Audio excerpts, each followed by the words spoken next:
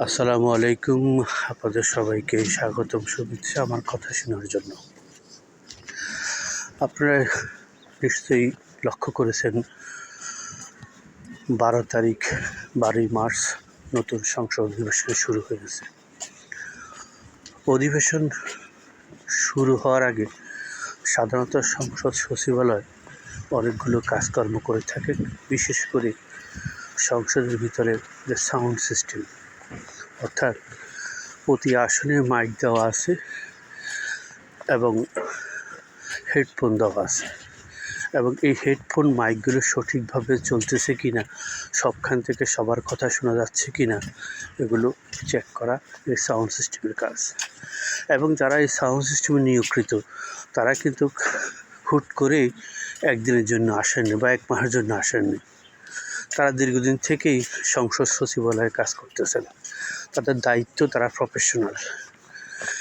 আজকে মনে হচ্ছে তারা কেউই আসলেই সঠিকভাবে কাজ করতে চাচ্ছেন না। তারা শুরুতেই নতুন সরকারকেই একটা বিপদে ফেলানোর জন্য, অর্থাৎ মানুষের কাছে ছোট করার জন্য, সে চিন্তা থেকেই তারা এই সাউন্ড সিস্টেমকে গণ্ডগোল করেছে।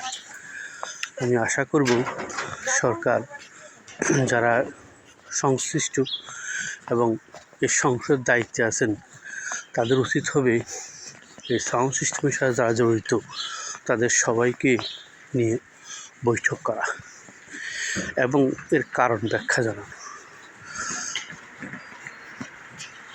আর আরেকটা জিনিস হলো, সরকারি কর্মচারীরা তারা গত 53 বছর যেরকম কাজ করেছেন তারা সেরকমই করতে চাচ্ছেন। তাদের মাঝে কোনো চেঞ্জ তারা চাচ্ছেন না, চেঞ্জ হচ্ছেন না।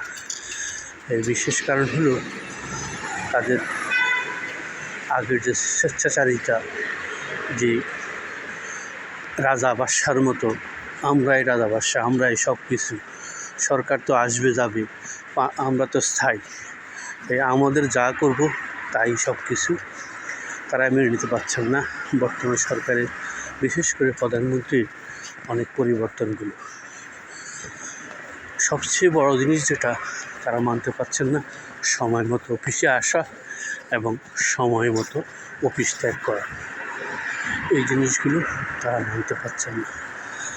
কারণ আগেই যে যার মতো অফিসে আসতো, 9টার অফিস 11টায়, 4টার অফিস শেষ, চলে গেলাম 2:30টায়। নামাজের সময় হলো, নামাজ পড়তে লাগে 10 মিনিট, নামাজ পড়ার জন্য চলে গেলাম 1 ঘন্টা। এইভাবে করতে করতে করতে করতে এই দেশের আজকে এই অবস্থা। কোথাও কোনো কাজ হচ্ছে না, ফাইল ছুটতেছে না, ফাইল সরতেছে না। তাই মানুষ ফাইল সারানোর জন্য বাধ্য হয়ে ঘুষ দিচ্ছে।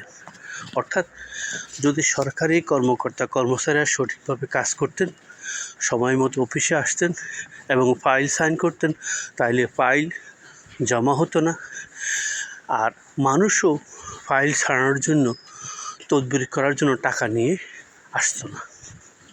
এই জিনিসগুলো সরকারি কর্মকর্তাদের কাছ থেকে প্রথম থেকে শুরু করতে হবে। আর স্বৈরাচারের ভূত তো তাদের মাঝে আছেই।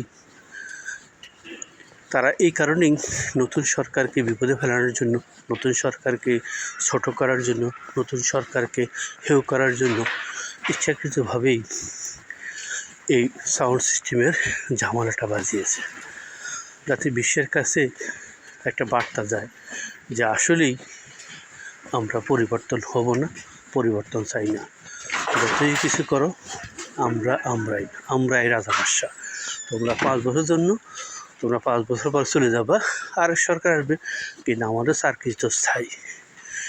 এই মানসিকতা যারা করে, আমার মতে সেই রকম কর্মচারীদেরকে দ্রুত এবং জবাবদিহির আওতায় আনা, এবং যদি তাদের কোনো দোষ ত্রুটি খুঁজে পায় তাদের চাকরি থেকে বরখাস্ত করা। সঠিকভাবে কিছু পদক্ষেপ নেওয়া হলে আস্তে আস্তে সব ঠিক হয়ে যাবে। আল্লাহ হাফেজ, সবাইকে ধন্যবাদ।